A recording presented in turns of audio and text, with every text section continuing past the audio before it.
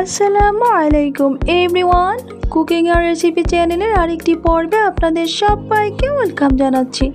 By the way, আজকে আমার রেসিপিতে থাকছে রাজকীয় স্বাদে পায়েস রেসিপি। এই পায়েসটা সবাই আমরা কম বেশি পছন্দ করি, তো সবাই কম বেশি রান্না করতে পারে, স্বাদটাই অনেক মজার। বাট এক একজনের রান্নার ধরন এক এক রকমের। আমি যেরকম রান্না করতে পারি সেটাই আপনাদের সাথে শেয়ার করছি। রেসিপিটা অবশ্যই আপনাদের কাছে ভালো লাগবে। ভালো লাগলে সাবস্ক্রাইব করে এই পাশে থাকবেন, প্রেস বাটনটি অন করে দিবেন নোটিফিকেশন সবার আগে পাওয়ার জন্য। লাইক, ফলো আর শেয়ার করবেন। তো কথা না বাড়িয়ে let's go to my kitchen. তো দেখা যাক কীভাবে রান্নাটা করলাম। প্রথমে আমি এখানে হাঁড়িতে চাল নিয়েছি 1/4 কাপ। এরপরে এখানে ভালো করে ধুয়ে নিয়েছি পরিষ্কার করে। এখানে দিয়ে দিচ্ছি পানি, একটু বেশি দিতে হবে, এটা ভালো করে সিদ্ধ হতে যত টাইম লাগবে। আমি কোনো রকম লবণ এবং চিনি অ্যাড করবো না, এতে কিন্তু চালটা ড্রাই হয়ে যেতে পারে। তো এখানে কিছুক্ষণ সিদ্ধ করে নেওয়ার পরে দারুচিনি, এলাচ এবং গরম মশলা দিয়ে দিয়েছি। একদম এইরকমভাবেই সিদ্ধ করতে হবে, যেভাবে আমরা জাউ রান্না করি একদমই ওই রকম করে। এখানে আমি একটা ডাল ঘুটনি দিয়ে এটাকে ভালো করে গ্রেভি করে নিব, কোনো রকম দানা দানা কিংবা কণা না থাকে। পায়েসে কিন্তু কোনো রকম দানা দানা থাকলে কিন্তু ভালো লাগে না। তো এখানে আমি ভালো করে গ্রেভি করে নিচ্ছি, একটু ধৈর্য সহকারে করে নিতে হবে সময় নিয়ে।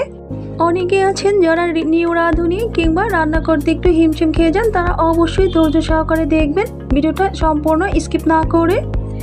এখানে আমার গ্রেভিটা সম্পূর্ণ তৈরি হয়ে গেছে। আমি কিন্তু 2 কেজি পরিমাণে দুধ জাল করে নিয়েছিলাম। প্রথমে চিনি অ্যাড করে দিলাম 1/2 কেজি। চিনিটা একটু পারফেক্টলি দিতে হবে। এরপরে দিয়ে দিচ্ছি বাদাম এবং কিশমিশ।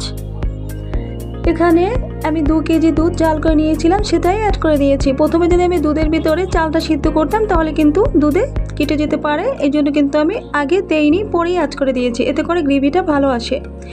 এরপরে আমি 1 প্যাকেট গুঁড়ো দুধ নিয়ে আবার ঘুলিয়ে দিয়েছি, এটা ঘনত্বটা বাড়ানোর জন্য। আপনারা চাইলে কম বেশি দিতে পারেন এবং স্কিপও করতে পারেন, এটা আমি জাস্ট কালারের জন্যই কিন্তু দিয়েছি।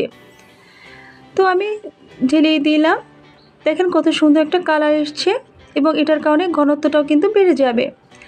তো আমি একদমই লো ফ্লেমে জাল করে অনবরত নাড়তে থেকেছি। এটা কিন্তু ফিনিটা রান্না করলে এভাবে ঘনত্বটা যখন বেড়ে যাবে তখন চুলা থেকে নামিয়ে নেওয়া হবে।